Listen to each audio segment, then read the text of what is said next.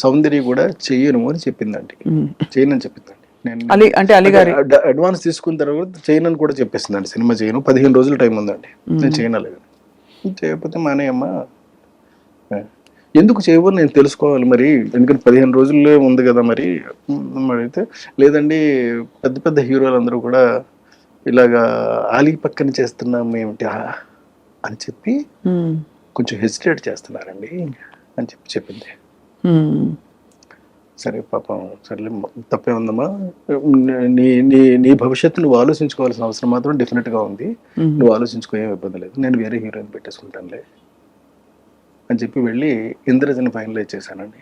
ఏంటి సార్? ఇంద్రజని, ఇంద్రజ గారు ఇంద్రజని ఫైనలైజ్ చేసి, అప్పుడు ఏదో చిన్న బేబీ లైట్ లా ఉంటే ఆ లైట్ వేయండి అని చెప్పాను. ఏదో షూటింగ్లో ఉందండి ఇంద్రజ, లైట్ వేస్తే చూసి అమ్మాయి బాగుంది ఓకే అని చెప్పాను. అంటే నేను ఆలోచించాలి ఫేస్ వరకే కదా, నేనేమి చూసి ఇవన్నీ చూడవలసిన అవసరం నాకు లేదు.